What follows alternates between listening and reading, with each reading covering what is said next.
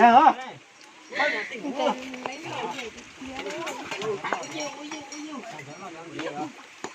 Thằng một lọt nước con.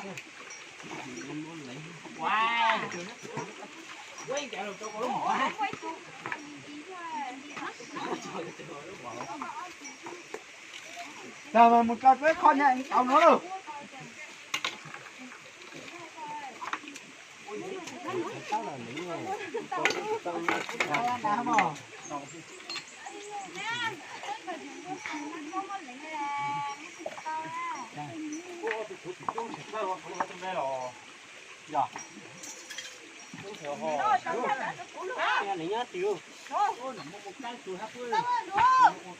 Wow. Một cười à? Chạy với một con này cháu nó. Tôi chạy sai theo.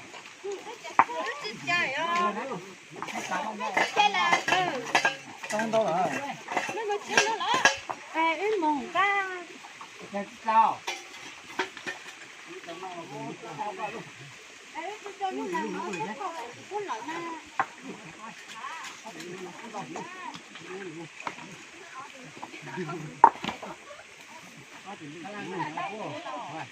Không tao gì cho tôi là tôi cho ha. Chạy lính cái là mua gì có. Tôi dụ á. Em mong tôi dùng cái chặt cái gì này cũng không nào. Không à. Nhấp là chạy là lên món á. Không ai nhớ cờ ta xin mấy cũng mua. Đây là con xia xích rồi bé nó được múa tao. Trong phải chạy lính. Không loại gì từ đây luôn. Lời dặn tôi bây giờ thế luôn.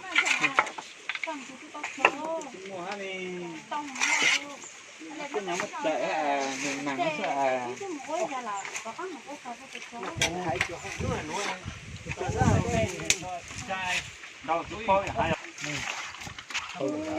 Một giờ hột chớ mà thằng mấy nha, hột chớ còn lấy chữ. Không có từ từ. Nhắc chả được con này chạy phải lúc nhà món lọt. Lúc có lò. Đừng nói đâu ta mày chạy phải có lúc có nhà món lúc nhà món lò đó, giờ hết lò. Đã hết tàu có. Đây giờ phải một thao là cho Giờ nhà món lò đó.